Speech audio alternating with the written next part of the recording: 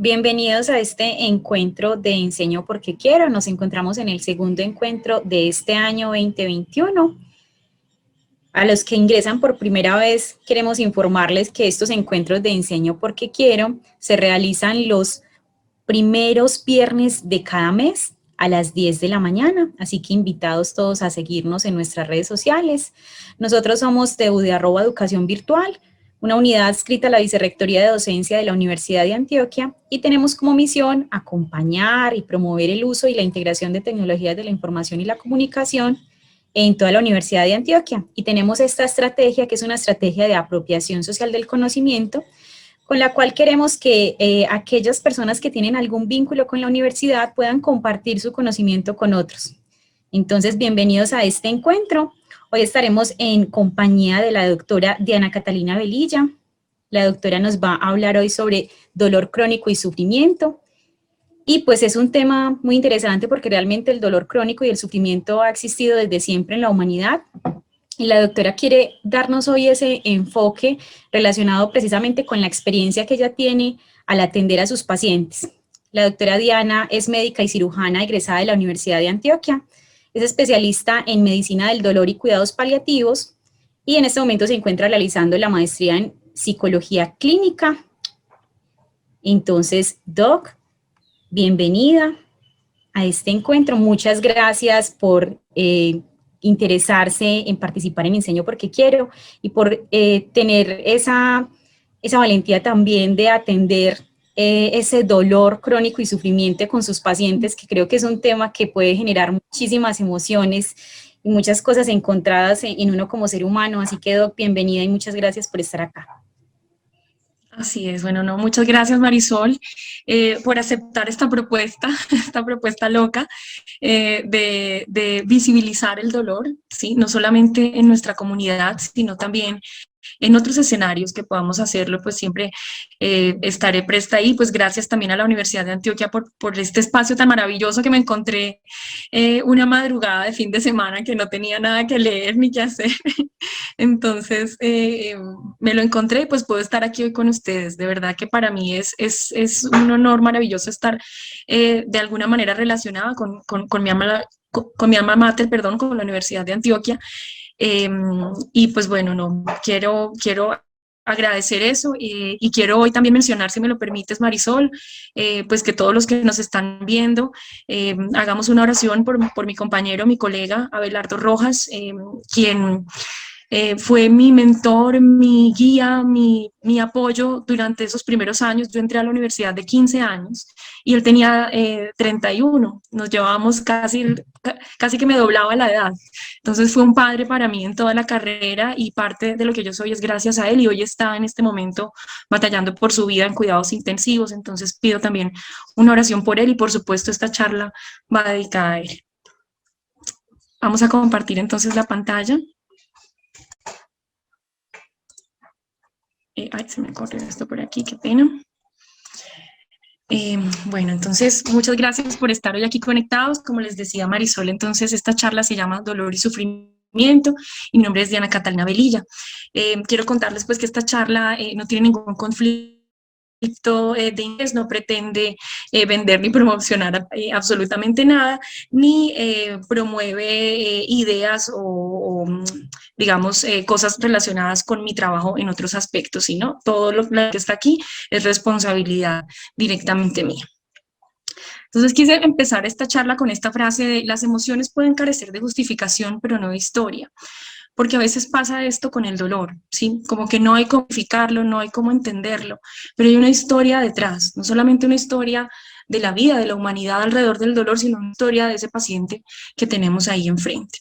Bueno, con respecto entonces a la definición del dolor, les decía que es una experiencia sensorial y emocional desagradable asociada o similar a la asociada con un daño tisular real o potencial. Aquí tenemos varias cosas. Primero, que es una experiencia. Pues como con esta palabra, una experiencia que hayamos tenido en nuestra vida, por ejemplo, un viaje, ¿sí? Cuando, por ejemplo, la primera vez que estuve, les puedo mencionar, por ejemplo, en Cartagena, en la playa, ¿cierto? Mar, sentir lisa, comer el pescado. Yo no puedo describir de 0 a 10 cuánto fue esta experiencia en Cartagena, ¿cierto? Por supuesto que no. Depende de todos estos aspectos que yo viví ahí, ¿sí? Entonces, cuando hablamos de experiencia, que decimos que es algo multidimensional, que tiene muchísimos aspectos, y normalmente los médicos evaluamos, seguramente ustedes lo han visto como pacientes en un servicio de urgencias, en consulta externa, que cuando les preguntan por el dolor, les preguntan cuánto duele de 0 a 10, ¿sí? Entonces, ya de ahí digamos que empezamos regular en toda la evaluación de la experiencia del dolor. Entonces, porque la misma definición nos dice que es multidimensional. Es sensorial y emocional desagradable, ¿sí? Es decir, es poco probable que alguien con dolor esté feliz o esté contento. Sin embargo, puede verse en momentos o situaciones en los que esto ocurra, relacionado sobre todo con la intención que se le da a ese dolor. Pero digamos que en la mayoría de nosotros, y sobre todo en el mundo occidental, esta experiencia tiende a ser desagradable. Y dice que es similar a la asociada, porque esto también está relacionado con la cronificación del dolor. Es decir, cuando a mí me da una apendicitis, ese dolor está ahí localizado en el abdomen, me operan el apéndice, lo sacan y mejora el dolor, ¿sí? Pero si yo quedo con un dolor crónico ahí, yo ya no tengo un problema del apéndice. El dolor continúa, pero ya no está asociado a ese daño tisular, sino similar al que pudo haber tenido, al que pudo haber estado. O en los pacientes con fibromialgia, que hoy en día lo llamamos como dolor nociplástico, dentro de esta nueva clasificación de la Asociación Internacional para el Estudio del Dolor, en este dolor nociplástico vemos que no hay alteración real que se pueda comprobar a través de un examen en el paciente. Sin embargo, esto no quiere decir que el paciente no tiene dolor, no, porque todas sus vías, toda la percepción del dolor está alterado, pero no podemos, digamos, no es real, sino potencial, no podemos evaluarlo o no podemos medirlo. Entonces, todo esto quería mencionarles para esta definición del dolor. El sufrimiento tampoco lo podemos medir de una manera unidimensional, ¿sí? Dista de esa valoración. Entonces, las escalas para evaluar sufrimiento o la manera como los médicos medimos el sufrimiento son todavía más, o es todavía más complejo, ¿sí? Porque además es multidimensional, es dinámico, ¿sí? Está relacionada con un estrés severo que ocurre cuando hay una amenaza significativa para toda la persona y los procesos regulatorios son insuficientes, ¿sí? Entonces, ¿qué quiere decir esto? Que hay algo que me está causando una molestia, que me está causando una amenaza, pero que además me sobrepasa, es decir, que no soy capaz de manejarlo, ¿sí? No puedo manejarlo en el tiempo, ¿sí? Y quiero que piensen ahora, en este momento, en el dolor más intenso que ustedes hayan tenido en su vida, ¿sí? Concentrémonos unos segundos. Un golpe, una cirugía, tal vez un parto, ¿sí? Y recuerden todo lo que ustedes sentían en ese momento. Lo primero que uno piensa cuando uno tiene un dolor fuerte, ¿sí? ¿Qué puede ser?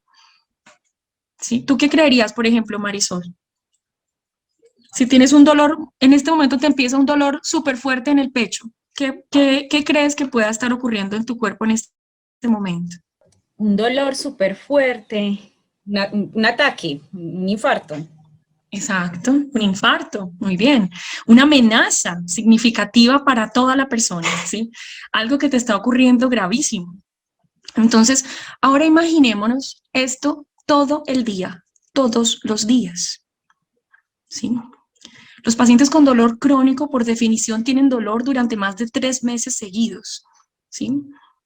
Casi todos los días de la vida, durante todo el día. Entonces, quiero que en este momento si tratemos de trasladarnos a esa experiencia, si no somos pacientes de dolor, pensando qué puede pensar, ¿sí? O tratando de entender qué puede pensar un paciente que siente esta amenaza todos los días de su vida, que constantemente siente que su vida está en peligro.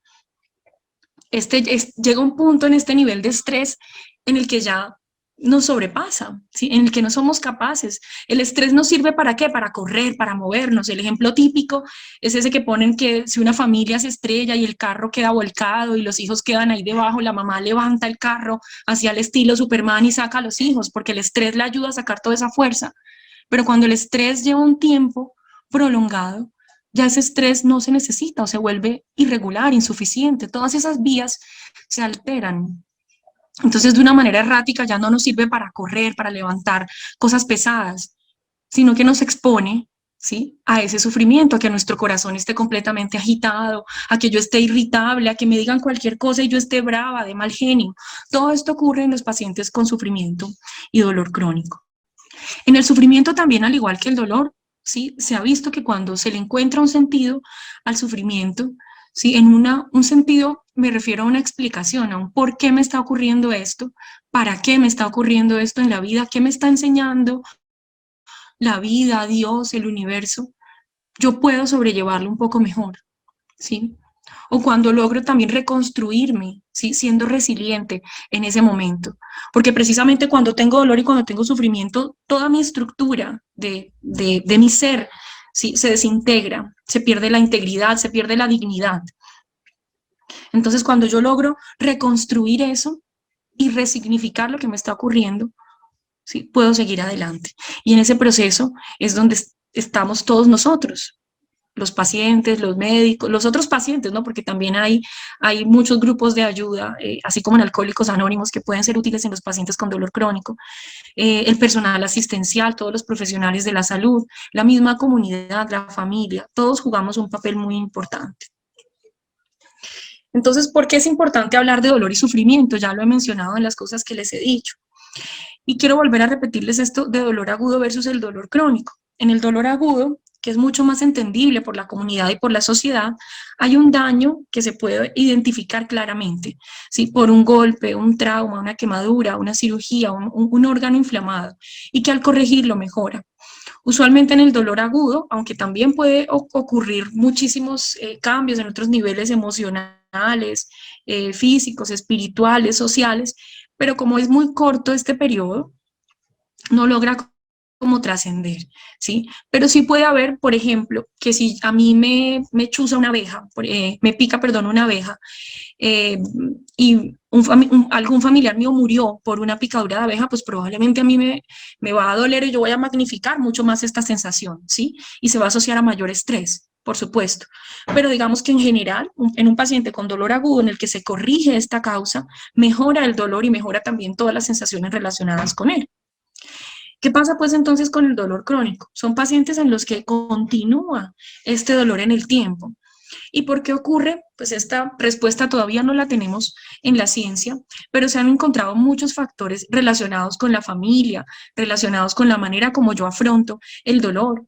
Es decir, si cada vez que yo me golpeaba cuando era chiquita y mi mamá, no sé, me traía chocolatico caliente, me arropaba, me decía que no me moviera de la cama porque me iba a doler, entonces seguramente yo voy a repetir ese patrón toda mi vida.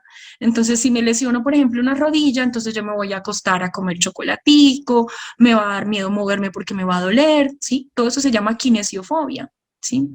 O si también dentro de la misma estructura de mi familia, mi personalidad, hay una tendencia a catastrofizar, es decir, a siempre ver el lado malo o siempre creer que algo malo puede pasar, entonces voy a seguir haciéndolo también todo el tiempo. Entonces ahí es cuando vemos que pacientes que pudieron haber mejorado luego de una cirugía no hacen un proceso de rehabilitación adecuado, no tienen hábitos alimentarios adecuados, entonces suben de peso, no se mueven, todos los músculos se retraen, se adelgazan y ahí es cuando aparece el dolor crónico. Esto digamos que no siempre es así, como les digo, son bastantes complejos los mecanismos que se creen que están implicados en que un dolor agudo se vuelva un dolor crónico, ¿sí? Y recordando esto, bueno, les quiero aclarar, para muchos pacientes un dolor agudo es un dolor intenso, ¿sí? Pero para los médicos un dolor agudo es un dolor que dura menos de 3 meses y que mejora luego de corregir la causa. Y el dolor crónico, tampoco hablamos de severidad, hablamos de tiempo. Es un dolor que dura más de 3 meses y que generalmente no tiene una causa y que es una enfermedad en sí misma, ¿sí? Es decir, yo no puedo corregir o reemplazar toda la columna del paciente o no puedo cambiar una condición o como un botón, un botón, por ejemplo, para que el paciente mejore el dolor. Quise traerles este estudio, que fue un estudio que hice durante mi especialización en medicina del dolor y cuidados paliativos, que si bien es un estudio en pacientes con cáncer, quiero mostrarles cómo el dolor afecta la calidad de vida de los pacientes, ¿sí? Tomamos 80 pacientes y les preguntamos, bueno, ¿cómo estaba su calidad de vida mediante esta escala que está acá, que ha sido validada a nivel internacional? y lo relacionamos con el dolor que estaban presentando asociado al cáncer. Y miren cómo los pacientes que no tenían dolor puntuaban su calidad de vida en 75, en esta escala de 0 a 100, donde 0 es una calidad de vida pésima y 100 es la mejor calidad de vida. Luego en pacientes con dolor leve se ha disminuido, miren, casi la mitad, 54, puntuaban en calidad de vida. Y en pacientes con dolor moderado y severo cada vez más baja esta puntuación. Entonces, esto no lo vemos solamente en los pacientes con cáncer, sino también en los pacientes con dolor crónico, cómo se altera toda su percepción de calidad de vida. Y también fue muy interesante en este estudio porque pudimos preguntarle a los pacientes qué es calidad de vida para ustedes. Y muchos nos respondían estar con mi familia, poder valerme por mí mismo, poder trabajar, poder comer. Todo esto relacionado con la funcionalidad y con el compartir en familia es lo que ellos más relacionaban con la calidad de vida. Y todo esto se pierde también en los pacientes con dolor crónico. Seguramente no van a poder salir a un parque, no van a poder compartir en un restaurante, no van a poder cargar a sus hijos, levantarlos. Y eso quiero mostrárselos más adelante en una parte donde traje unos testimonios que mis mismos pacientes me han contado. Dentro de la medicina también, digamos que a lo largo de las teorías que nos han enseñado en nuestra formación a los médicos y a otros profesionales en general, nos han mostrado una dicotomía entre la mente y el cuerpo, ¿sí? Como si fueran dos cosas separadas, ¿sí? Como está aquí en la primera foto, ¿sí? No se unen, no tienen contacto, cuando realmente esta relación es muchísimo más compleja y somos mucho más que mente y cuerpo. Somos sociedad, somos espíritu, somos muchas otras cosas que nos afectan. Y todo esto es lo que ha llevado a que el entendimiento del dolor y el sufrimiento también sea tan limitado, porque nos han enseñado que lo que no podemos medir, lo que no podemos pesar, lo que no podemos volver objetivo no existe. Y por eso es que muchos de los pacientes con dolor crónico sufren tanto porque no hay manera de visibilizar su dolor. Como les mencionaba, en el dolor crónico ya no hay una causa que podamos corregir, no hay algo que podamos medir para comprobar que al paciente le duele. Y esta es una de las cosas que más genera sufrimiento, porque la misma familia, el mismo paciente se cuestiona, ¿será que sí le duele? ¿Sí? Imagínense entonces qué haremos los médicos. Por supuesto que en muchísimas ocasiones no les creemos. En los médicos hay también digamos, todos aprendimos algo que odio, un término que es la conversiva o la convert, ¿no? Porque siempre es mujer. Entonces son estas mujeres que llegan a los servicios de urgencias y se desmayan y ay, les duele, y que cuando uno indaga, no sé, el marido había llegado con otra o la dejó o se pusieron a pelear los hermanos, o sea, hay algo detrás. Entonces a esa paciente no le creemos que le duele, ¿sí? Y les voy a confesar algo. Algunos de mis colegas les ponen inyecciones alrededor del ombligo para que les duela mucho y para que despierten de ese supuesto desmayo y dolor. Eso es tortura, porque esta mujer tiene un tipo de sufrimiento, pero como no lo podemos ver, como no lo podemos medir, creemos que no existe. Entonces quiero también que reflexionemos acerca de cómo hemos entendido el dolor, no solamente los profesionales, sino también en la comunidad. ¿Cuál es pues el origen del sufrimiento? Así como la definición del sufrimiento es tan compleja, el origen es igualmente complejo. Y no pretendo en estos puntos simplificar lo que significa el dolor, ¿sí?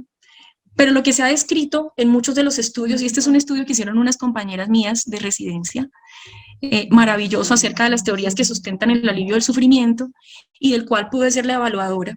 Entonces me gusta muchísimo cómo ellas lo escribieron ahí, junto con una de mis tutoras, la doctora Nancy Moreno, por supuesto, psiquiatra especialista en dolor. Ellos describen que este origen del sufrimiento puede darse relacionado con la pérdida de roles, es decir, porque dejo de ser quien soy, porque dejo de trabajar, ¿sí?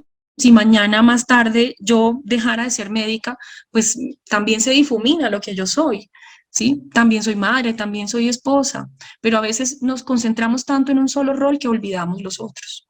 Entonces también esta es una invitación a nuestra vida, entender que tenemos muchos roles y que si hay una pérdida de uno de estos no se destruye toda nuestra esencia. No poder mantenerse o restaurar la integridad, ¿sí? Lo que les mencionaba también al principio, no volver a estar como yo estaba, porque esto también es algo que constante y renuentemente los pacientes mencionan, quiero volver a estar como yo era, es que yo antes podía hacer esto, es que yo podía, ¿sí? Y muchos de los discursos durante la consulta son todo lo que ellos podían hacer. Pero por concentrarnos en lo que éramos antes, no podemos ver lo que podemos llegar a hacer o lo que podemos hacer en este momento, ¿sí? Personalidades rígidas y perfeccionistas. Cuando yo busco siempre la perfección, cuando no comprendo que las cosas pueden modificarse, pueden evolucionar, pueden cambiar, eso también me lleva al sufrimiento. El aislamiento, porque si no puedo salir, si no puedo compartir, si no puedo estar con mis amigos, eso también produce sufrimiento. Y definitivamente la confrontación con la muerte, ¿sí? Como les hice en el ejemplo con Marisol, tengo un dolor intenso, me estoy muriendo. Entonces pensar todo el tiempo que me voy a morir, ¿sí? Definitivamente causa un sufrimiento. Con respecto a la historia del dolor y sufrimiento, ¿qué les quiero traer? Miren cómo desde la Biblia ya veíamos en Job alguien que tenía dolor y sufrimiento. Cuando estoy acostado digo, ¿cuándo me levantaré? Y mide mi corazón la noche, y estoy harto de devaneos hasta el alba. Si hablo, mi dolor no cesa, y si dejo de hablar, no se aparta de mí. Empero ahora me ha fatigado, mis pensamientos todos son como sombra. Los estudiosos del dolor creen que Job tenía fibromialgia, ¿sí? Que es una enfermedad que seguramente muchos de ustedes conocen o han escuchado en algún familiar o en algún amigo. En la fibromialgia hay dolor en todo el cuerpo, dolor generalizado, ¿sí? Hay fatiga, es decir, cansancio, todo el tiempo estos pacientes pueden estar cansados.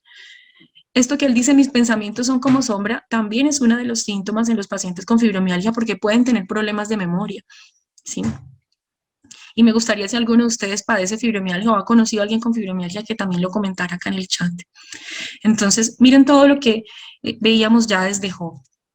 En la literatura, ¿qué podemos ver? Podemos ver en la muerte de Iván Ilich, con León, ay, perdónenme que yo a veces se me lengua la traba, con León Tolstoy, cómo él mencionaba también algo del dolor que sufría este personaje y cómo afectaba todas las esferas de su vida. El dolor del costado le atormentaba, parecía agravarse y llegó a ser incesante. Notaba pérdida de apetito y debilidad física. Era imposible engañarse, algo terrible le estaba ocurriendo. Y él era el único que lo sabía. Los que le rodeaban no lo comprendían o no querían comprenderlo. Se enfadaban porque se mostraba tan deprimido y exigente como si él tuviera la culpa de ello. Aunque trataban de disimularlo, él se daba cuenta de que era un estorbo para ellas. Eso era lo que más atormentaba a Iván Ilich. Y vemos también a Frida Kahlo. Frida Kahlo es otro de los personajes históricos que se cree que también pudo haber padecido fibromialgia, o por lo menos un dolor crónico, ¿sí? Con el que tuvo una sensibilización central al dolor y un dolor generalizado. Miren cómo mostraba en sus pinturas todos estos clavos, mostrando los puntos de dolor, su columna rota por todas las fracturas que tuvo, todas las cosas alrededor que ella había perdido y que no tenía. Y cómo en esta frase lo resume también. El dolor no es parte de la vida, pero se puede convertir en la vida misma. Cómo se transfigura, ¿sí?, el paciente en sí mismo y en su definición, que ya no es una persona, sino que es dolor. Quiero traerles a esta mujer porque ella es una de las desarrolladoras del cuidado paliativo moderno, como lo conocemos hoy en día, la cual es mi especialidad, por supuesto, que seguramente algunos de ustedes nunca habían escuchado.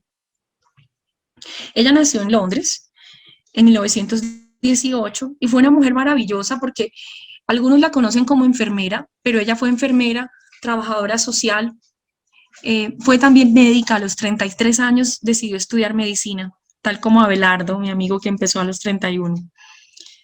Y no solamente describió el concepto de dolor total, que es una de las bases fundacionales de nuestra especialidad, sino que también habló del manejo farmacológico de los pacientes, de la educación. Creó el primer hospice moderno que está en Londres, que es el Hospice de St. Christopher. Y en esta paciente, sí, en la señora Hinson, describió cómo todas las esferas de ella estaban comprometidas, ¿sí? Era una paciente que tenía un dolor de espalda por un cáncer y cómo comentaba que sus hijos no querían hablar con ella, que se habían quedado sin trabajo, que no tenían dinero, que estaba triste, cómo creía que todos la habían abandonado y estaba sola y que ya su vida no tenía sentido. Entonces ella dijo, o precisamente fue una de las primeras que empezó a cuestionarlo, por lo menos en nuestro ámbito de cuidados paliativos, ¿Cómo podemos tratar el dolor solo con un medicamento cuando a esta mujer le duele todo? Tiene un dolor total.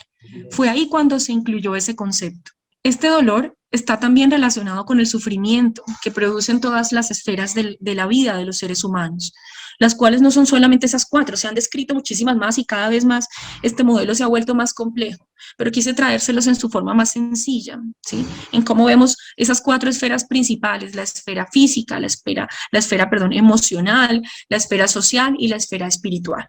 ¿Cómo se manifiesta entonces el dolor? En este estudio, que es uno de los pocos que se han hecho en nuestro país de dolor crónico, quiero mostrarles lo frecuente que es. Estas doctoras, la doctora Marixa y la doctora López, hicieron un estudio llamando a varios pacientes, a varias personas, perdón, y preguntándoles, ¿a usted le ha dolido algo en los últimos 6 meses? ¿Cuánto creen ustedes que pudo haber sido la respuesta? 20% de las personas que llamaron, 50%. 70% de las personas que llamaron dijeron que habían tenido dolor en los últimos 6 meses. Y casi un 50%, casi la mitad de los pacientes dijeron que tenían dolor frecuente o constante durante los últimos 3 meses, es decir, dolor crónico. Entonces, más del 50 o casi el 50% de la población que ellos llamaron aleatoria en nuestro país relataba tener un dolor crónico. La mayoría en relación con enfermedades crónicas como fibromialgia, como lumbalgia, con dolor localizado en áreas como la espalda, la cabeza, los miembros inferiores o las piernas, ¿sí? Entonces es muy importante en nuestro país. ¿Y cómo lo vemos ya entonces en las esferas, como les mencionaba? A nivel psicológico, entonces los pacientes tienen enojo por fracasos terapéuticos, por retrasos en los diagnósticos, por toda la ineficiencia y dificultades de acceso a los servicios de salud que son el pan de cada día en nuestro país, por la alteración de la imagen corporal.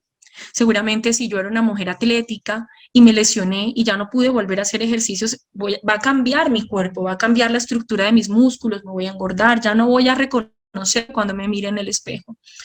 Por ese sentimiento de desesperanza y nuevamente por el miedo al dolor y a la muerte. Hay una falta de comunicación y realización de las expectativas que lleva a una poca tolerancia a la frustración. Hay una actitud hostil e impulsos agresivos con agravación de los síntomas. Esto definitivamente no lo vemos en todos los pacientes, pero sí puede ser bastante frecuente.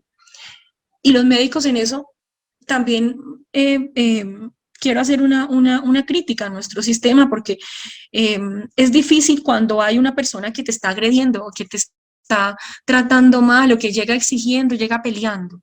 Pero si yo me pongo a la par también, a pelear, a responder, pues nunca vamos a llegar a nada. Seguramente nos vamos a agredir más, el paciente se va a ir, va a poner una queja, a mí me van a echar, todo va a ser un círculo, o puede que no me echen, puede que siga igual. Pero entonces, ¿dónde está mi acto médico, el sentido que doy a mi profesión, a la entrega de mi vida todos los días, y más en este contexto en el que estamos del coronavirus? Ahí lo empático sería entender por qué ese otro está sufriendo, por qué llega gritando, por qué llega con esa actitud hostil. Hay que también conocer las expectativas ante la vida y entender los valores y motivaciones que le ayudan al paciente a seguir luchando. Una historia previa del sufrimiento, las incomprensiones y los temores no compartidos para poder abordar ese dolor psicológico en él. Es decir, esto no lo puedo hacer en consultas de 15 o 20 minutos. Yo necesito un tiempo prolongado con el paciente. Y por eso siempre en mis consultas de primera vez tardo 1 hora o quizás un poco más, porque para mí es muy importante entender todo esto que hay detrás de ese dolor que el paciente relata. Con respecto al dolor social, hay preocupación del paciente por su familia, por sus finanzas, por pérdida del trabajo y el desprestigio laboral, pérdida de la posición social y pérdida del rol familiar. ¿Sí? Este patriarca que siempre mandaba a todos, que todos le hacían caso, ya ahorita está en una cama porque le duele todo, hay que darle la comida picadita, hasta de pronto usar a pañal, qué vergüenza. Yo que siempre he sido tan fuerte, tan poderoso. Imagínense cómo puede sufrir un paciente así. Y definitivamente miedo al abandono y el aislamiento. Porque si me quejo, los voy a aburrir. Pero si no me quejo, entonces ¿quién me comprende? Todos se van a ir y me van a dejar. Son los miedos constantes de nuestros pacientes. Miren esto también que describen en este artículo que decía un paciente. Lo que humilla o le hace sentirse indigno no es la propia enfermedad, sino la actitud de los que le rodean y le cuidan. Con un gesto, con el modo de mirar o de tocar, con nuestra actitud reafirmamos al enfermo su identidad, identidad de enfermo, ¿no? Le hacemos afirmarse en su propia dignidad o le confirmamos que ya no es más que un objeto desagradable y molesto. Cuando le pedimos que mida el dolor en una escala de 0 a 10, es porque lo vemos como un objeto y no como un ser humano integral y multidimensional que sufre en muchas esferas. Miren cómo hablan también del lenguaje corporal. A veces, sin querer, podemos ofender a un paciente solamente con una mirada o con un gesto. Con respecto al dolor espiritual, es importante entender que es diferente a la religiosidad. Es un impulso humano intrínseco de encontrar un significado y un deseo casi universal de lograr sentido a la vida, con relación a otras personas y al mundo. Engloba aspectos de la experiencia, creencias y relaciones o conexiones con algo mayor en lo que se puede creer. Esto quizás es una de las fortalezas más importantes, y hablándoles nuevamente de mi trabajo de grado, nosotros encontramos que los pacientes que tenían o que puntuaban mejor a nivel espiritual o esa fortaleza espiritual tenían menor sufrimiento y tenían mejor calidad de vida. Entonces, ser seres espirituales, creer en algo más allá de nuestra existencia, creer que después de esta vida hay algo más, poder trascender, poder hacer algo útil en la vida, es un factor protector para sufrir a este nivel. Y definitivamente este acompañamiento no lo podemos hacer los médicos, porque claramente no tenemos esta formación. Debemos acompañarnos en un grupo de trabajo interdisciplinario con personas que puedan ayudarnos en estos aspectos. ¿Qué interrogantes pueden surgir? ¿Por qué me pasa esto a mí? ¿Por qué Dios permite que esto me suceda? ¿Seré perdonado por mis faltas previas? ¿Me lo merezco como castigo a mis actos? Todas estas preguntas pasan por la cabeza de los pacientes con dolor crónico y sufrimiento espiritual. Y como les decía, todo el día, todos los días. ¿Qué factores empeoran? La incertidumbre sobre lo que sucederá en el futuro. Entonces, una mano tranquilizadora, estar ahí, decirle todo va a estar bien, no tienes nada grave, te hemos estudiado, hemos prestado atención a tu dolor, no te lo estás inventando. Este dolor está ahí porque se han alterado todas tus vías de percepción del dolor, a nivel neurológico, a nivel neuronal. Vamos a explicarle médicamente qué está pasando al paciente, porque el paciente no lo entiende. Sentimientos negativos como miedo, tristeza o ansiedad. Poder acompañar al paciente en estos aspectos, por supuesto que va a mejorar. Sensación de pérdida de control y pérdida de la autonomía. Esto no podemos mejorarlo probablemente, o no tan fácil. Entonces, hacerle ver al paciente esos aspectos que aún puede controlar y que aún puede decidir. Escucharlo, ¿sí? En geriatría me pasó en la primera consulta que fui cuando estaba estudiando medicina del dolor. Llegó una paciente de 92 años con su hija y yo empecé el interrogatorio con la hija. Hola, ¿cómo estás? Me presenté, súper amable. ¿Cómo te ha ido? ¿Tu nombre, no? Laura. Y la señora, sí, Marta. Bueno, Laura, cuéntame, ¿hace cuánto le duele a doña Marta? ¿Qué creen ustedes que podía estar sintiendo Marta en ese momento? No tenía demencia, estaba completamente consciente, pero yo hice toda la interrogatorio y la consulta con Laura. ¿Por qué? Porque no la veía como una persona autónoma en sí misma, porque nos han enseñado también que las personas viejas, las personas son lentas, nos desespera, ¿sí? Entonces inmediatamente mi profesora me paró, me sacó del consultorio, por eso nunca lo olvido, y me dijo, la consulta es con Marta, ¿sí? Porque ella está ahí, está presente. Y por supuesto, todas las otras consultas, que ya la de Marta no la pude hacer porque, como les digo, me expulsaron del consultorio, pero todas las otras consultas con otras Martas las pude hacer directamente con ellas, ¿sí? Por supuesto que el cuidador es importante y tiene un rol relevante, pero hay que hacerle ver al paciente que aún es autónomo, que aún lo escuchamos y que es importante lo que él quiera decir. Y por supuesto, la amenaza a la autoestima, porque ya no queremos este cuerpo que nos sirve, que duele. Queremos nuestro cuerpo anterior. Quise traerles también este estudio sobre la UCI, el dolor y miedo en la UCI, porque es otra forma de sufrimiento y porque está muy actual con todo lo que estamos viviendo con los pacientes con coronavirus. Y digamos que también nos pone un cuestionamiento acerca de la humanización de los pacientes que están en cuidados intensivos. Miren que estos pacientes están solos, no tienen familiares, no tienen seres queridos, tienen miedo a no ser entendidos o no ser tomados en serio. Y por supuesto, si están despiertos o si están medio sedados o están despertando esa sedación, pueden percibir actitudes, miradas y comentarios de los médicos que estemos alrededor. Miren lo que decía uno de los pacientes de UCI que mencionaban en este artículo. Me desperté en el ventilador y sentí que me estaba ahogando. Vi a la gente porque mi esposa estaba allí, a las enfermeras, y yo estaba tratando de hablar, pero fui incapaz de hacerlo. Utilicé mis manos para tratar de quitar la cosa, pero me quitaron las manos. Era aterrador y pensé, van a matarme. Hay estados fluctuantes de conciencia y hay una lucha por entender la realidad, inclusive después del alta. Hay sueños, alucinaciones, sentimientos sobre acoso y muerte sobre ellos mismos o sobre su familia. Miren lo que decía también uno de los pacientes, gente que venía a buscarme y a acosarme, a matarme. Me saludaban y se reían de mí. Estoy casi segura que no se estaban riendo de él, estaban comentando las otras cosas de la vida, pero el paciente estaba escuchando.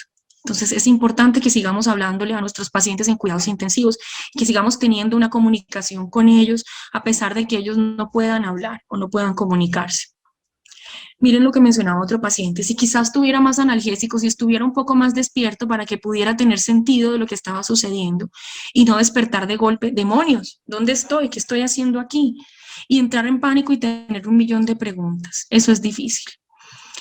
Ahí también es importante visibilizar el dolor. Esos pacientes, aunque estén sedados, no tienen analgésicos. Y esto cada vez es más importante. Poder tener analgosedación, esto que suena tan chistoso en español, ¿sí? O pseudoanalgesia, es decir, en el que ellos mencionaban que les sonaba mejor analgosedación porque primero la analgesia y luego la sedación. Primero tratamos el dolor del paciente y luego lo sedamos, y no al contrario, porque si está sedado no va a poder manifestarnos el dolor. Ya estos sí son como palabras o frases que me han comentado mis propios pacientes, por supuesto con los nombres cambiados. Paulina, por ejemplo, mencionaba, la gente no me cree, las enfermeras me preguntan que si me duele tanto, ¿por qué no se me nota? Ya ni mi familia me cree, a veces yo tampoco me creo. Oscar decía, es increíble que crean que me lo estoy inventando, es inhumano. Lo mínimo que pueden hacer es escucharme. Me hablan como si fuera un loco. Me dicen que van a volver a ponerme un medicamento, pero no vuelven. Oscar estaba hospitalizado y tenía un dolor muy fuerte a nivel costal, ¿sí? Le dolía, es decir, el pecho, las costillas, y no pudimos encontrar, a pesar de que hicimos múltiples estudios, no encontramos qué le dolía. Oscar seguía pensando que estábamos obviando algo y que tenía una enfermedad grave y que iba a morir. Cuando llegamos y hicimos toda la evaluación completa, un día con tiempo, con el espacio, con el momento, pudimos encontrar que Oscar había quedado sin trabajo, que estaba en quiebra por la pandemia, que su esposa estaba en embarazo y seguramente o él asociaba el estrés a su pérdida laboral, había causado el aborto en su mujer. Tercer aborto. ¿Ustedes creen que esto no es una causa de dolor, todo lo que estaba viviendo Oscar? Seguramente era consciente de que esa era la causa del dolor que tenía en el pecho. Por supuesto que no. Y también como occidentales, si alguien nos dice, venga, es que a usted no le duele, lo que pasa es que usted está somatizando porque tiene, mire todo lo que le pasó en su vida a su esposa, por supuesto que se va a poner de mal genio y va a decir, ¿cómo así? ¿Creen que estoy loco?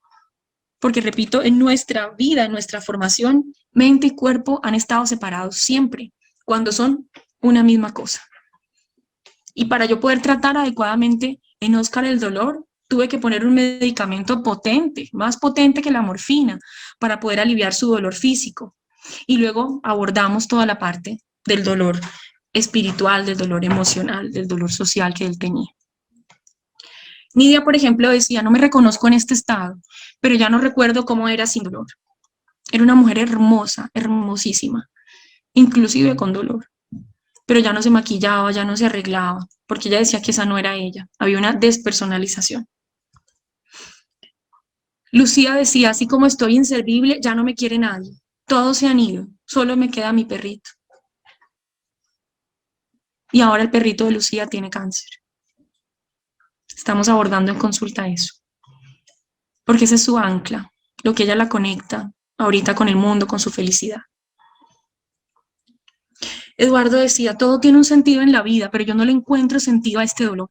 No poder moverme, no poder seguir trabajando. Yo era muy bueno y ahora no sirvo para nada.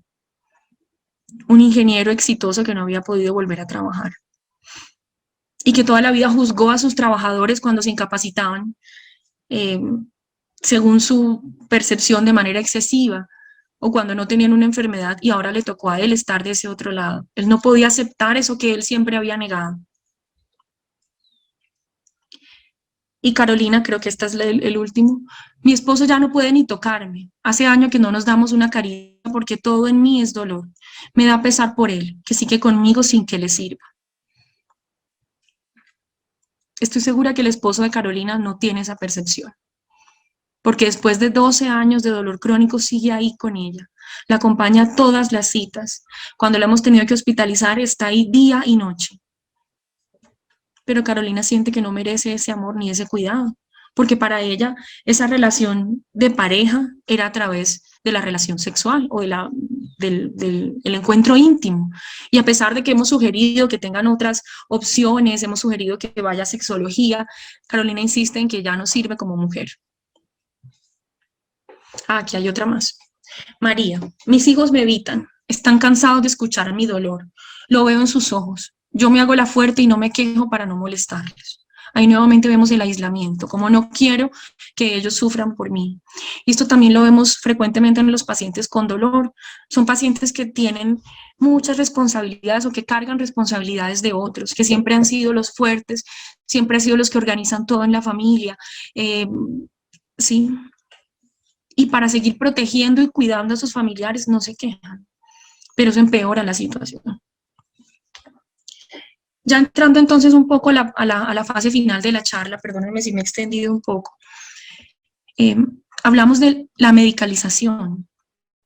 ¿Será adecuado, o después de mencionarles todos los aspectos que tienen o que intervienen en el que un paciente tenga dolor, ustedes creen que es adecuado con una sola pastilla o con muchas pastillas tratar el sufrimiento o el dolor en estos pacientes? En este artículo Haller menciona acerca de la fibromialgia o cuestiona la medicalización de la miseria. Y con miseria no habla de una manera despectiva de los pacientes y de su dolor, sino de cómo el sufrimiento pues, se puede extender a muchos niveles. Y cómo, como médicos, hemos pretendido, es que me duele aquí tal medicamento, es que no puedo dormir tal medicamento, es que me siento mal tal medicamento. Y esa no es la respuesta.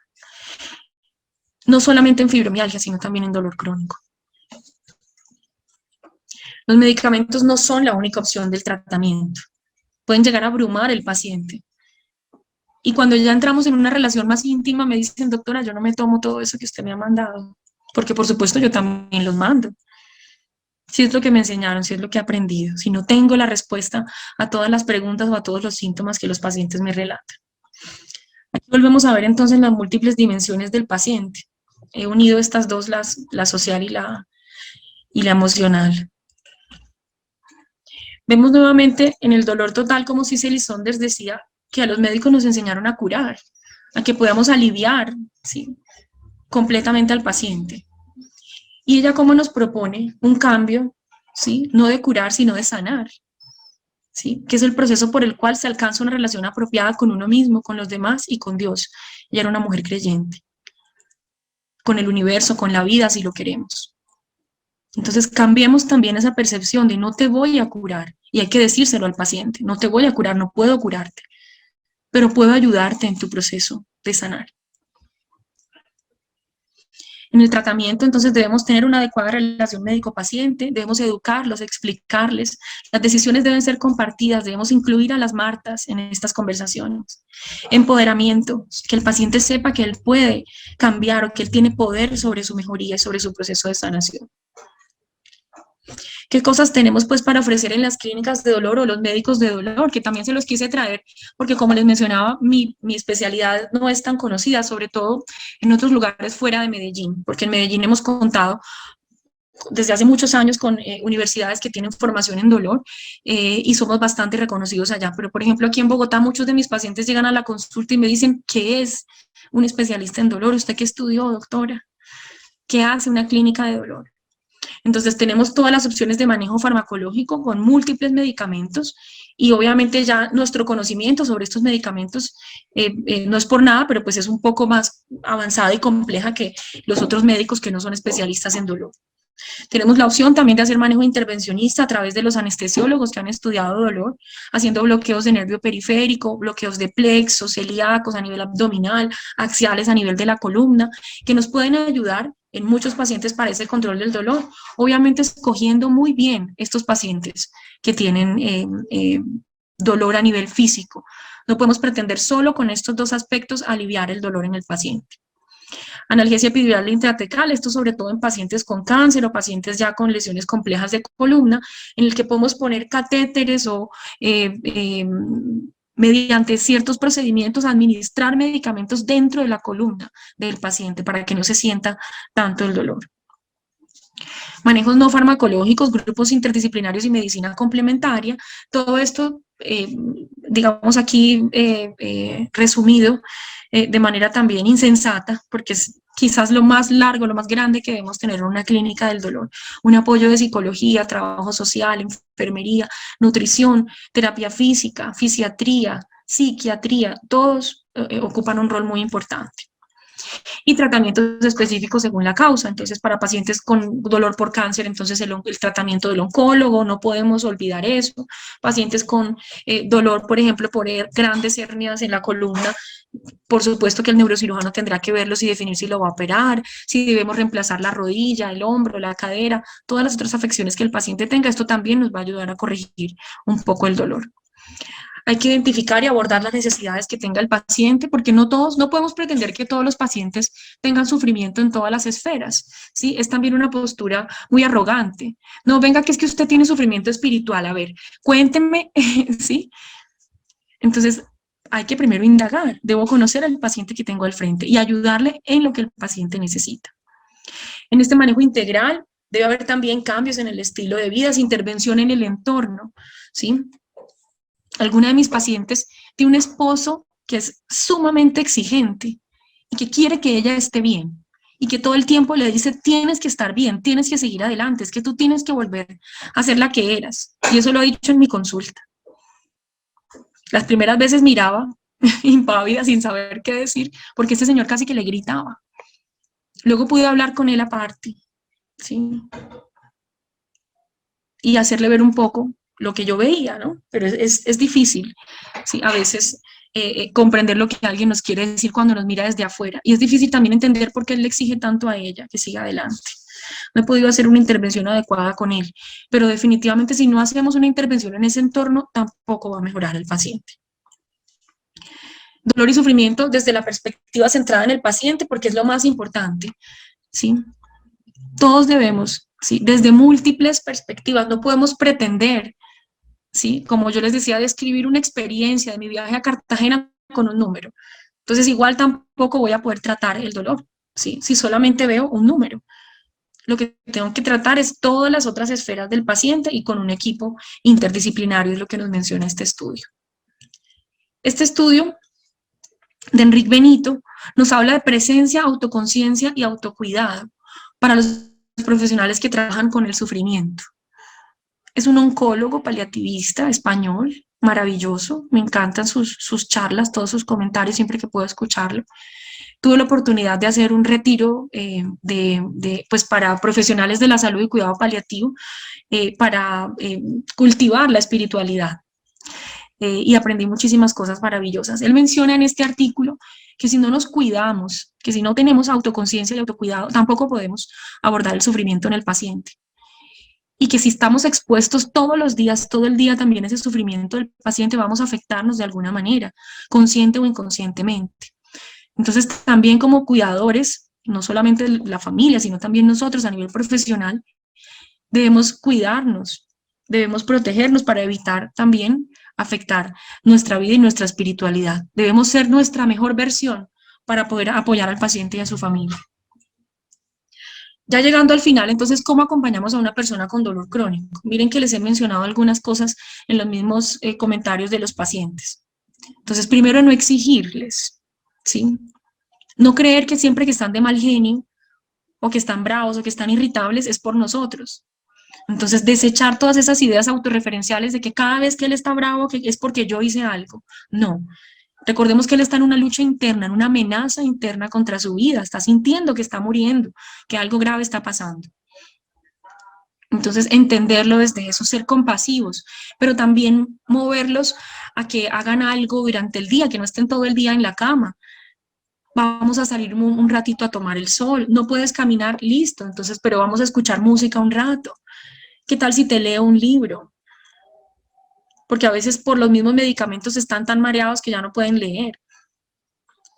Entonces, acompañar en todos estos aspectos y entender que el paciente está sufriendo. Eso es lo más importante.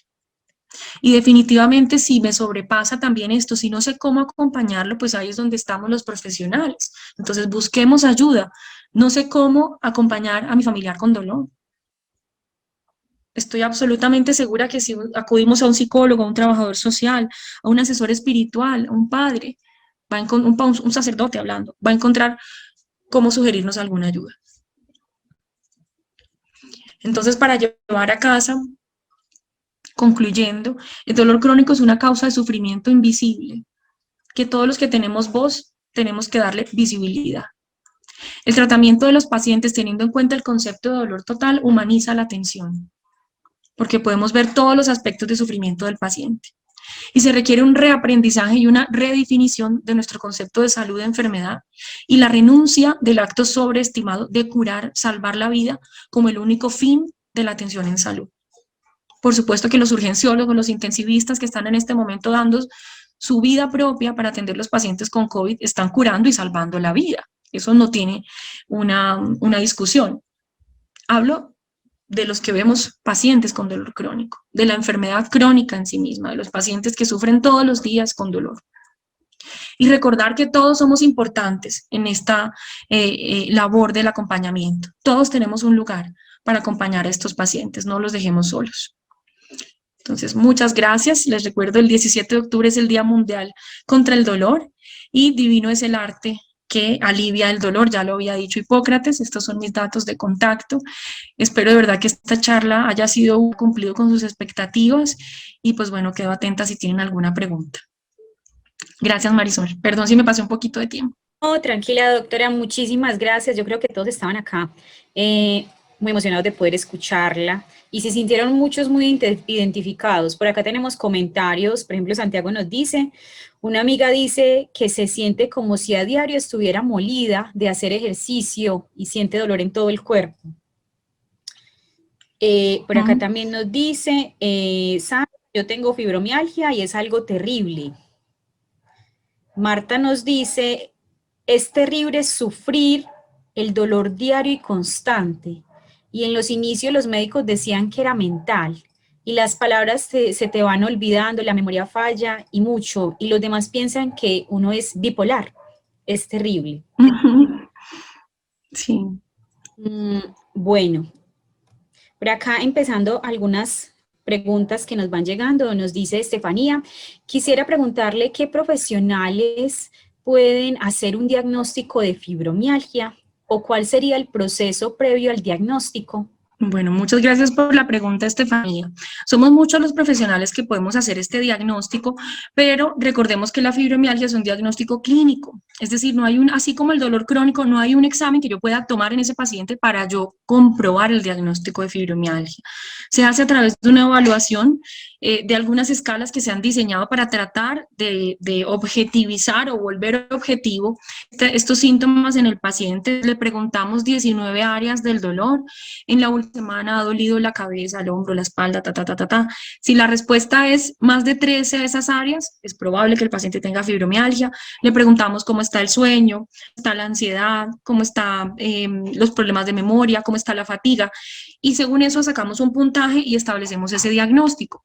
no solamente los médicos del dolor, sino también los internistas, los reumatólogos pueden hacer este diagnóstico. Somos los que estamos, digamos, más en constante entrenamiento con esta enfermedad que es la fibromialgia. Ella preguntaba algo también de cómo era el proceso previo. Es muy importante en estos pacientes estudiar otras causas de dolor. Es decir, yo no puedo pretender en una primera consulta ya decir que tiene fibromialgia y nunca le pedí exámenes de nada, ¿sí? Entonces, sí hay una batería de exámenes que hacemos no siempre de rutina, depende del concepto del médico, del especialista, pero sí tratamos de hacer alguna serie de exámenes para descartar otras enfermedades que se le pueden parecer como artritis, ciertas inflamaciones, ciertas enfermedades autoinmunes, lo hacemos también como parte del estudio.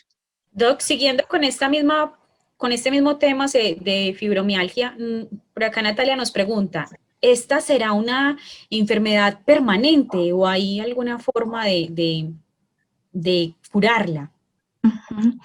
Sí, como les mencionaba en la charla, pues estas enfermedades crónicas no tienen una cura, por decirlo de alguna manera. Es decir, son enfermedades que ya se quedan toda la vida en el paciente, pero que las podemos acompañar y las podemos sobrellevar.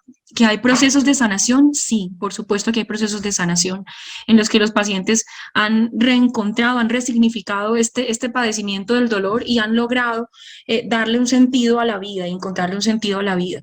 Los síntomas mejoran, pero no desaparecen por completo, aún en esas mejores situaciones. Bueno, por acá ya cambiando como un poquito de tema, Marta nos dice cómo podemos involucrar más a la familia, a los amigos frente al dolor que uno padece sin cansarlos. Sí, entonces, ahí definitivamente el apoyo profesional es muy importante, porque como les decía, como comunidad, como seres humanos, tampoco nos han enseñado cómo hacer ese acompañamiento. Entonces, primero hacer parte de un grupo o estar consultando en un grupo de dolor interdisciplinario, en una clínica de dolor, es muy importante, perdónenme, porque ahí tratamos de hacer esos encuentros, ¿sí? Junto con psicología, junto con trabajo social, donde vinculamos a toda la familia, ¿sí? Donde ellos van también a esas, por ejemplo, terapias de meditación, de arte terapia, dentro de la misma terapia física. Entonces, empezar por ir a la consulta, por estar ahí, por escucharle, por preguntar cómo te sentiste, cómo sientes en este momento, citas. Sí, ya eso y hacer parte de estos procesos formales de clínicas del dolor. Siguiendo como con este tema de acompañamiento familiar, John nos pregunta respecto a los abuelos, ¿cómo podemos con ellos especialmente identificar como algún método para tratar ese dolor con fármacos psicológicos, familiares? Pues cómo empezar con ellos a tratar el dolor. Con los adultos mayores, ¿cierto? O sea, los abuelos suyos de él. Sí, bueno, ahí es muy importante las cosas por su nombre, ¿no? Estamos acostumbrados a decirle a los adultos mayores abuelos, ¿sí? Cuando algunos no son abuelos, no tienen nietos, ¿sí? Entonces es también de esta manera como los llamamos, ¿sí? Entonces en el adulto mayor, ¿sí? El abordaje con fármacos es muy complicado, ¿sí? Entonces, dar medicamentos puede generar muchísimos efectos adversos, marea, porque hace que se caiga en una caída en un adulto mayor, es una tragedia, puesto que puede fracturar, tener traumas en el cráneo, sangrados en el cerebro. Entonces debemos ser muy cuidadosos con la medicación. En los adultos mayores la terapia física cobra un papel muy importante, es decir, poder asistir a un programa también de terapias físicas o hacer terapias físicas domiciliarias en las que podamos hacer estiramientos musculares, porque también debemos también tener medidas locales. Entonces, por ejemplo, en mi consulta yo lo que utilizo son algunos geles o algunos parches, vamos a utilizar local para el alivio del dolor y que el paciente no tenga que tomar el medicamento. Y por supuesto bloqueos también, que era lo que les explicaba. Los bloqueos son inyecciones dentro de los nervios para anestesiarlos y en el adulto mayor van a ser también muy importantes para no llenarlos y llenarlos de medicamentos que puedan marearlos. No sé si eso responde a tu pregunta. Por esa misma línea, Nicolás nos dice, mi abuela cuenta que lleva toda la vida con Así es la dolor en abuela su... de él. Esa sí es la abuela, sí. Es que yo creo que fui yo la que le cambié el término ahorita a John. Creo que él mencionó cómo tratar los ancianos, algo así. Yo le puse abuelos, Ah, gente cree que pero creo que anciano es feo. La gente cree que anciano es feo y le dice abuelo por cariño, ¿sí? Pero no, anciano, anciano y viejo es correcto, está bien. Sí. Nicolás entonces nos habla ya de su abuela y dice, mi abuela cuenta que lleva toda la vida con dolor en sus rodillas y en su cadera, que por la edad no pueden operarla. Es desesperanzador su situación y no le gusta comentarnos sus molestias ni ir al médico, pero con esta información tengo otra perspectiva para entenderla y acompañarla. Qué bonito, ese era el objetivo. Y de todas maneras es bueno que la veamos a ver si también podemos hacer algo a nivel ya médico también para ayudarla un poco con su dolor. Pero me encanta que te haya llegado esta charla, que la hayas sentido a ella y que por supuesto pueda ser útil para ayudarte en el acompañamiento que tienes hacia ella. Bueno, por acá nos dicen, ¿los jóvenes también pueden padecer este tipo de cosas, mi fibromialgia o qué otra enfermedad así podría padecer? Por supuesto, sí. La fibromialgia, al igual que otras enfermedades que son relacionadas o que son primitas, hay dos como de frecuencia del dolor, sí, de prevalencia del dolor. Uno es entre los 20 y los 40 años, inclusive algunos hablan otro entre los 40 y los 60, ¿sí? Entonces, o digamos que toda la población desde los 20 a los 60 años, miren que son jóvenes, ¿sí? Entonces también pueden tener pacientes, por ejemplo, con artritis reumatoide, enfermedades autoinmunes como el lupus, también pueden padecer dolor crónico y son pacientes por definición muy jóvenes. Bueno, por acá, bueno, hay muchísimas preguntas. Yo creo que es bueno advertirles que probablemente no lleguemos a contestarlas todas. Acá yo estoy tratando de agrupar como temáticas para irlas presentando a la doctora y que nos vaya dando respuestas así como por temáticas. Por acá ya hay, Andrea nos cuenta que ella padece de migraña y en una ocasión el neurólogo le dijo que debía aprender a convivir con ese dolor. Ella nos dice, ¿será que este planteamiento es cierto? Pues a ella le parece como que no era correcto que le dijeran eso, pero esto es cierto, debe de aprender a Sí. vivir con el dolor. Yo odio esa frase, la odio con todo mi ser, pero estoy segura que muchos de mis colegas no. Y pues no es mal, sí, no es que esté mal. Lo que pasa es que cuando yo la digo suelta, suena como que se lo tiene que aguantar, ¿sí? Entonces usted verá, ¿sí? Entonces, si yo te digo, mira, hay momentos en los que tu migraña va a estar peor, no la vamos a curar del todo, no va a desaparecer. Entonces, lo que vamos a tratar de hacer es que esos días en los que tengas mucho dolor, vamos a hacer eso, podrás recostarte seguramente, escuchar música, hacer algo de aromaterapia, poner esencias que estén en la casa para que te relajen un poco. Y no tengas migraña, entonces sí vas a poder barrer, trapear, hacer todas las otras cosas que quieres, ¿sí? O salir con tus amigos, no necesariamente, ¿sí? Entonces, de esos creo de aprender a convivir con el dolor, ¿sí? De ver cómo vamos y a esas fluctuaciones del dolor más allá que pues de aguantárselo, ¿sí?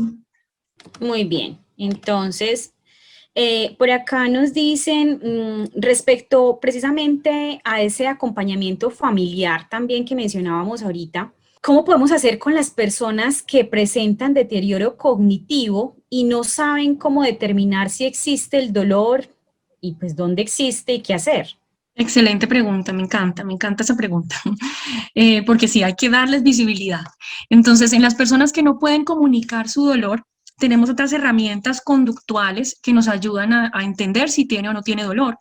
Y ahí nos apoyamos mucho en la familia porque los médicos estamos viendo al paciente hace 5 minutos, yo no sé él cómo se comporta.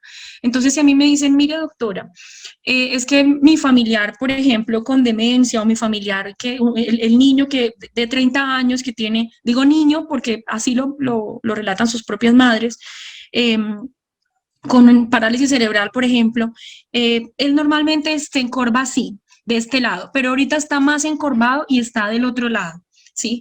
O normalmente él no saca la lengua, sino que él la tiene adentro y ahorita tiene la lengua todo el tiempo afuera y mire cómo arruga los ojos, mire ese quejido. O sea, entonces hay cosas en las que podemos apoyarnos en ese comportamiento, ¿sí? Obviamente preguntarles a ustedes qué cosas han cambiado. Si, por ejemplo, dejó de hacer popó o vomita todo, ya digamos otros aspectos del funcionamiento orgánico de la persona nos ayudan a entender qué puede estar ocurriendo. Eh, y en ese sentido, pues bueno, también un paciente que no se puede comunicar y que, por ejemplo, tiene una apendicitis y yo le aprieto la barriga, se queja, ¿sí? Siempre hay alguna reacción. Casi que si no hay reacción es porque el paciente ya está, por ejemplo, en una muerte cerebral o está completamente inconsciente. Entonces, son los extremos, ¿no? Pero en un paciente con un deterioro cognitivo siempre va a haber una respuesta a ese estímulo doloroso. El retirar, por ejemplo, la mano o el brazo también nos va a ayudar a comprender esos comportamientos de dolor. Doc, tenemos por acá varios comentarios relacionados con el insomnio, pero es porque nos dicen que debido precisamente al dolor no pueden dormir bien. Natalia, por ejemplo, nos dice que ha sido capaz de controlar el dolor y ser feliz con él, pero es un esfuerzo que cada vez sé que cobra como más tiempo en ella, incluso pues por el trastorno del sueño. Cada vez se ve más afectada. ¿Qué podrían hacer allí? Sí, entonces el sueño es otra de las esferas también que se ve comprometida, que si quieren la podríamos agrupar dentro de los síntomas físicos que pueden presentarse, ¿sí? Por supuesto que una persona con dolor no va a dormir bien y tenemos que hacer un abordaje adecuado del problema del sueño. No siempre hay que medicar, pero sí hay que hacer una evaluación un poco ya más extensa y personalizada para ver cuál causa es la que está afectando más el funcionamiento del dolor. A veces no solamente, perdón, del sueño, a veces no solamente es el dolor, sino que hay otros aspectos, por ejemplo, en la manera como nos han enseñado a ver televisión en la cama, a comer en la cama. Entonces, toda la parte de higiene del sueño que podemos trabajar, de no comer estimulantes después de las 4 o 5 de la tarde, sí, de tener un espacio adecuado para dormir y que solo se utilice para dormir, la cama, entonces la luz, el sonido, todo eso, adecuar todos estos aspectos, mirar cómo está la parte respiratoria, que no sufras de asma, que no sufras de un trastorno de la oxigenación durante el sueño o de apnea del sueño, como le llamamos. Todo eso hay que estudiar, ¿sí? Pero definitivamente es un factor muy relevante porque es un círculo vicioso. El que le duele no duerme, pero el que no duerme le duele más, ¿sí? Porque todos los músculos están contraídos y no se relajan. Entonces hay que tratar muy bien este aspecto y resalto, me gusta mucho esta frase que dices que has logrado ser amiga de tu dolor, ¿sí? Por lo que yo les mencionaba también en la charla, entender o tratar de entender qué está trayendo el dolor a mi vida es una forma de reconciliarse y de sanar. Te felicito por ello. Doc, por acá hay algunas preguntas relacionadas con el dolor y en el caso de los jóvenes. Por ejemplo, Marcela nos estaba diciendo que ella es joven y pues ha tenido dolor en los pies y en la cadera, pero nunca la han remitido ni siquiera a hacerse exámenes porque siempre les dicen que no puede tener un dolor tan fuerte, precisamente porque es muy joven. Entonces no la han remitido ni siquiera a un especialista. ¿Qué puede hacer allí? Complejo, porque nos encontramos con las trabas del sistema.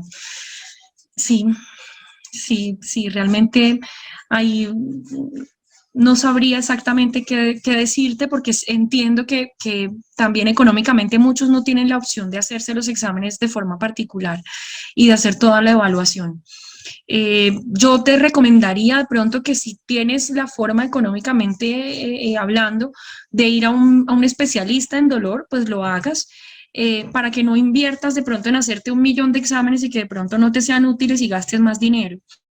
Entonces, sí, tendría que ser un especialista en dolor que te evalúe, que te examine bien y que ya él te sugiera, mira, te puedes hacer esto y esto, y de pronto ya llevándole eso al médico general y echándole una rezadita antes de entrar para que el médico te los transcriba, entonces puedas hacer todo el proceso. Pero sí, es el día a día de nuestros pacientes con dolores. Es muy difícil hacer ese abordaje porque ya requiere cambios políticos incluso en nuestro país. Por acá tenemos ya una pregunta, bueno, de un espectador anónimo que nos dice, entonces el dolor crónico está clasificado como una enfermedad mental. No. Está clasificado como una enfermedad en sí misma, ¿sí? En el dolor agudo, que es el dolor este que les decía que se corrige, si yo corrijo la causa, eh, yo tengo un dolor en el abdomen, ¿sí? Corrijo la causa, por ejemplo, que es el apéndice o la vesícula, y el dolor desaparece. Pero en el dolor crónico no. En el dolor crónico lo que ocurre, y ya digamos que eso no lo quise incluir en la charla, pero es muy importante esta pregunta que tú me haces para resolver esta duda. En el dolor crónico lo que ocurre son mecanismos de sensibilización central al dolor. Esto lo hemos definido los médicos como, o para hablarlo de pronto en términos más sencillos, como una memoria del dolor. Entonces, por ejemplo, a mí me operan del apéndice, pero yo me acuesto en la cama, no me levanto, no hago las terapias que me dijeron. Se va inflamando todos los tejidos y los músculos ahí alrededor porque están completamente pegados, ¿sí? Imaginémonos a una persona que operan y que todo el tiempo está ahí acurrucada en la cama. Entonces, cuando yo me quiera levantar y estirar la espalda, estirar la barriga, seguramente me va a doler muchísimo, ¿sí? Y si además de eso yo tengo otras condiciones asociadas, ¿sí? Que hacen que yo diga, o por ejemplo, si tengo un trastorno ya de, emocional, que dice que, por ejemplo, ay no, estoy muy triste, es que me duele mucho, es que yo creo que no me operaron bien, yo creo que a mí me dejaron de pronto una gasa porque es que eso a mí me sigue doliendo, entonces voy y consulto nuevamente al médico, el médico me abre otra vez el abdomen, me hacen una laparoscopia, eso vuelve y cicatriza y todos esos tejidos por dentro se pegan. Miren todo lo que está ocurriendo a nivel físico también, pero también a nivel emocional, a nivel social, a nivel espiritual.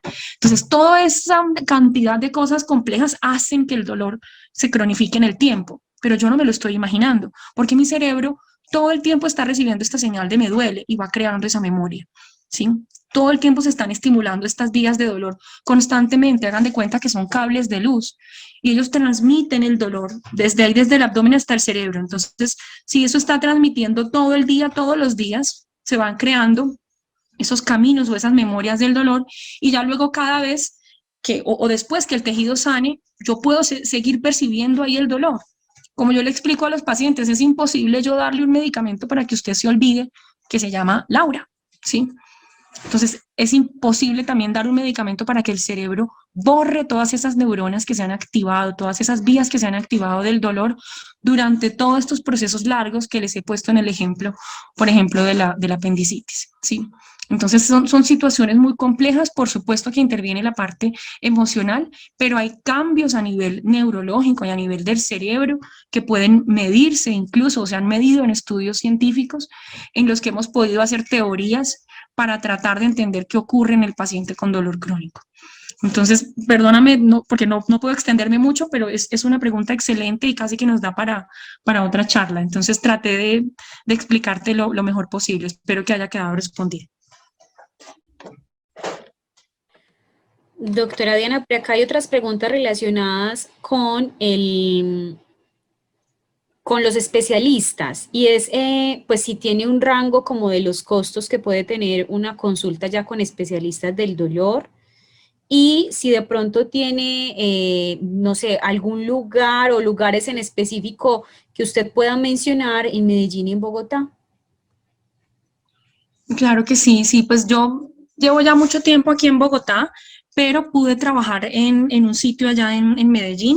Eh, Viajaba cada 15 días hasta que ya mi esposo dijo que me iba a dejar. Entonces me tocó renunciar, pero era para tratar de estar nuevamente en casa con mis papás y todo. Entonces en Medellín puedo decirles que está en Codol, el Instituto Colombiano del Dolor.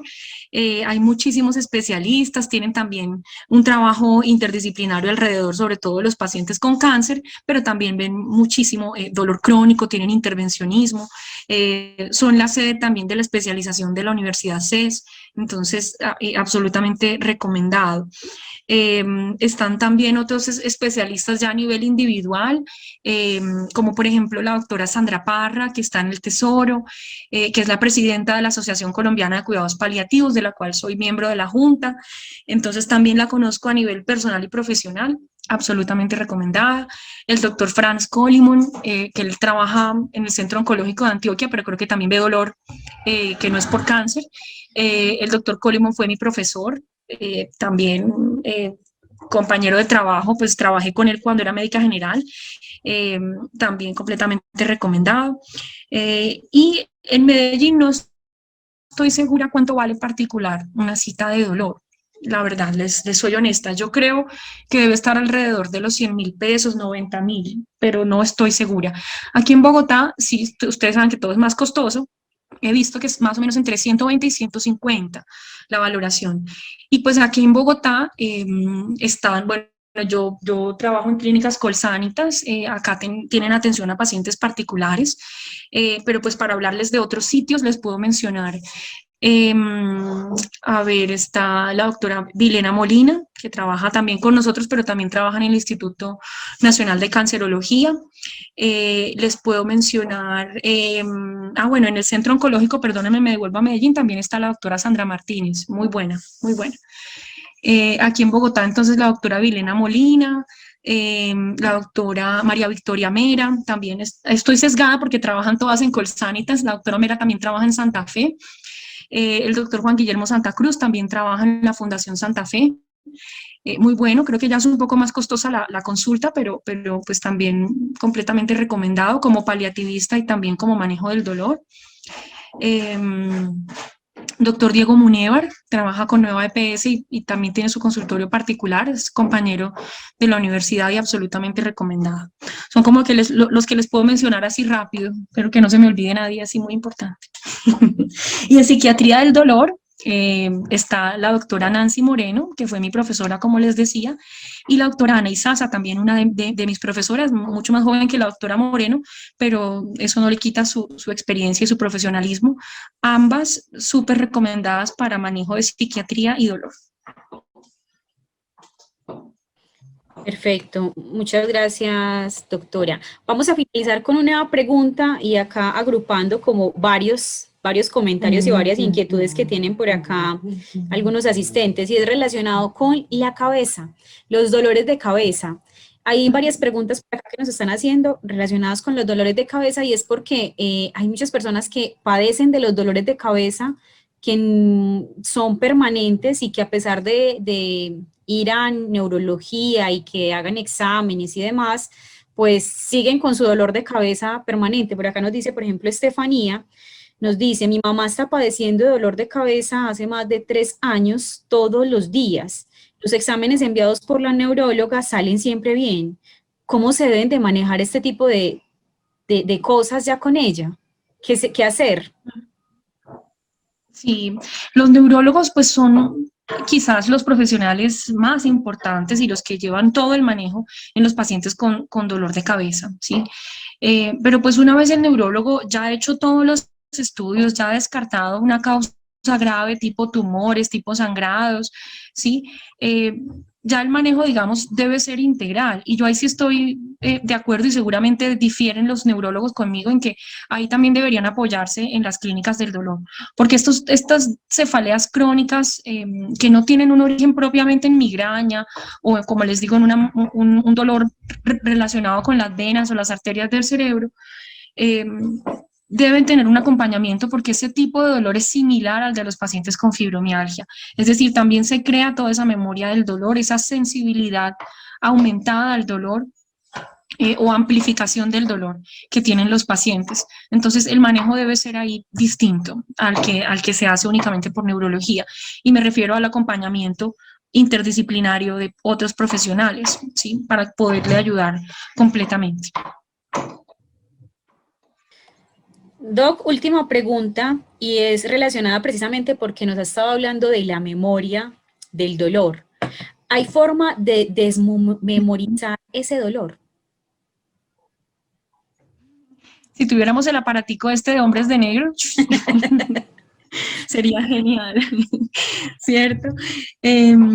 Es muy difícil. Los bloqueos nos ayudan, ¿sí? Porque anestesiamos esas vías, esos nervios que están ahí como alborotados. Siempre les digo yo a los pacientes, hagan de cuenta que son cables de luz pelados alborotados.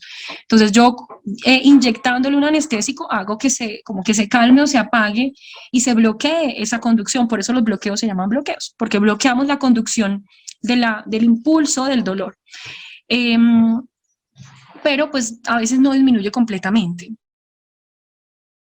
¿Sí? Ese es como el inconveniente. Sí hay pacientes que logran mejorar mucho tiempo, ¿Por qué? Porque son pacientes que de la mano del bloqueo, insisto, están con acompañamiento, están haciendo cambios en su estilo de vida, tienen el apoyo familiar, están comiendo bien, están bajando de peso. En esos pacientes sí se ha logrado bajar esa memoria del dolor. Hablar de que va a desaparecer es muy difícil. Antes, históricamente, se habían hecho otras cirugías, por ejemplo, cortando partes de la médula. Imagínense qué grave suena eso, qué intenso. Y algunos pacientes mejoraban del dolor, pero no todos, porque las vías del dolor son múltiples. Entonces hagan de cuenta, una maraña de cables y yo no sé cuál cable cortar o cuál cable, y no los puedo cortar todos, porque con algunos de esos cables el paciente camina, come, se ríe. Entonces debo ser también muy selectivo con esos cables que yo estoy cortando. Entonces no hay manera de desaparecerlo completamente, ¿sí? Bueno, Doc, yo creo que nos quedaron algunas preguntas, pero la mayoría las respondimos. Hay algunos comentarios y algunas preguntas relacionadas con los problemas de sueño, y para responder esas inquietudes los invito a que busquen en nuestro canal de YouTube de UDI Educación Virtual. Hay una lista de videos de Enseño Porque Quiero, y en una de las charlas del año pasado tuvimos un experto, también fue el médico Luis Guillermo Duque, nos estuvo acompañando en una serie de charlas relacionadas con problemas de sueño, y de pronto allí pueden encontrar respuesta a esas preguntas relacionadas con el sueño. Doc, muchísimas gracias. Muchas gracias por su tiempo. Luis Guillermo Duque no es creo que fue decano de medicina, ¿no? Sí. ¿Cierto? Sí, claro, él fue profe mío. Lo tuvimos acá muchísimo. el año pasado. Ay, qué rico. Voy a buscarla, voy a verla también. Muy recomendadas. Él hizo realmente... Jefe de Educación Médica, por aquí me están aclarando. Sí.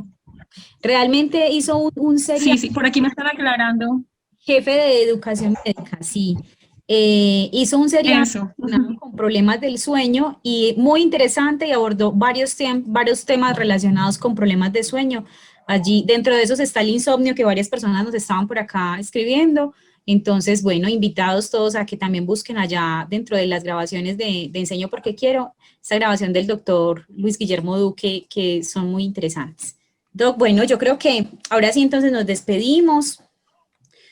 Muchas gracias.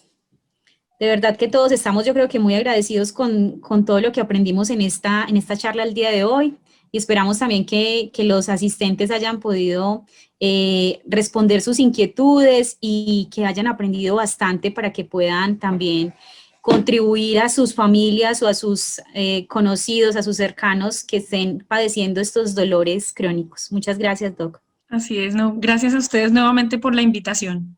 Sí, que tengan buena tarde.